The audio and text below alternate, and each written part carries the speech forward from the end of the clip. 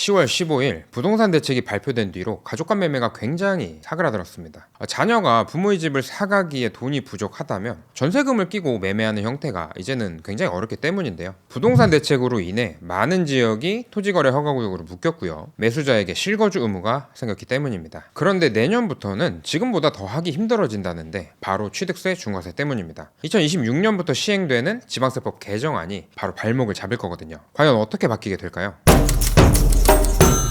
안녕하세요. 컨설팅 전문 세무사 박정현입니다. 2026년부터는 가족 간 매매가 힘들어진다고 말씀을 드렸죠. 바로 취득세 개정안 때문인데 2026년 1월 1일 이후 납세 의무가 성립하는 분부터 적용되는 것이니 내년부터 자녀에게 양도하시려는 분들은 굉장히 어렵게 되었습니다. 현재 진행하고 있는 케이스로 비교를 해봐 드릴게요. 저희 고객은 서울 소재 시세 13억 원 정도 하는 부모의 빌라를 자녀가 8억에 사오게 됩니다. 시세보다 굉장히 싸게 사오기 때문에 증여세가 발생할 수 있는데요.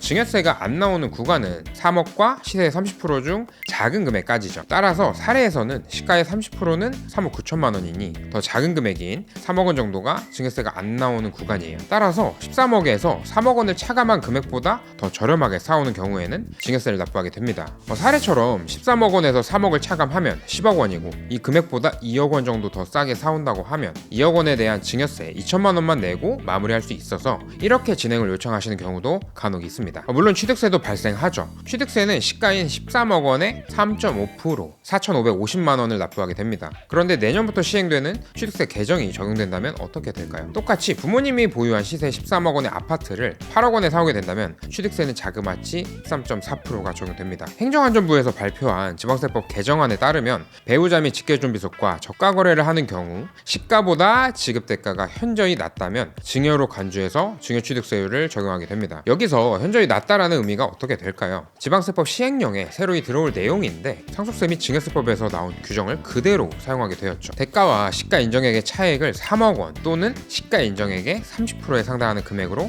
정하게 된 겁니다. 따라서 서울 소재 13억 원의 빌라를 내년에 8억 원에 사오게 된다면 13.4%의 취득세율, 자그마치 1억 7천만 원의 취득세를 납부해야 합니다.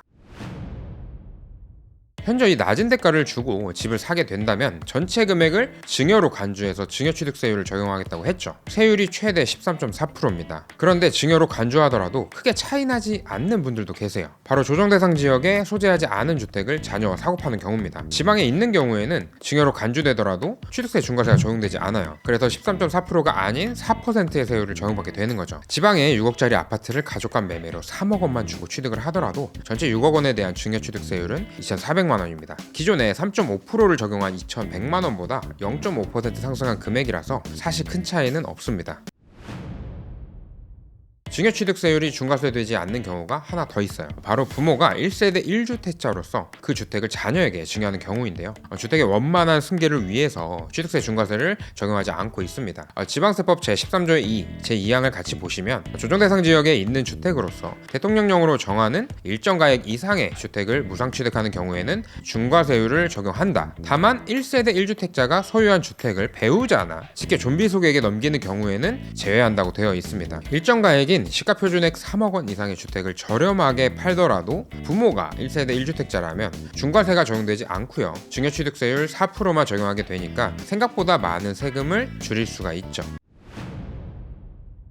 물론 부모가 2주택자, 3주택자인 경우에도 어떠한 해법이 필요하지 않을까요? 이번 지방세법 개정안은 배우자와 직계 존비속을 대상으로 적용하고 있습니다. 여기서 가장 중요한 포인트는 직계 비속인데요. 사위나 며느리는 직계 비속에 포함되지 않죠. 따라서 자녀가 아닌 며느리나 사위에게 집을 저렴하게 매도하는 경우에는 취득세 중과세를 또 피할 수 있는 게 포인트입니다. 며느리나 사위에게 집을 100% 다 넘기기에는 당연히 부담스러울 수 있겠죠. 그렇다면 반절씩 섞어서도 진행이 가능한데요. 자녀에게는 시세보다 30% 정도만 싸게 매각을 하고요. 며느리에게는 자녀보다 조금 더 저렴하게 매각하는 방법도 있습니다. 시세 14억 원의 서울 소재 아파트를 자녀와 며느리에게 매각하려고 합니다. 대개 50%씩 7억 원의 대금을 지급해서 집을 사와야 하지만 자금이 부족하겠죠. 이때 자녀는 30% 저렴한 금액인 4억 9천만 원에 50%의 지분을 매수한다면 취득세 중과세는 적용되지 않고요. 며느리는 자녀보다 훨씬 더 저렴한 금액인 4억 원에 50%의 지분을 매수하게 된다면 차이 금액인 9천만 원에 대해 증여세만 납부하면 됩니다. 이렇게 진행하는 경우 시가인 14억 14억 원보다 현저히 낮은 금액인 총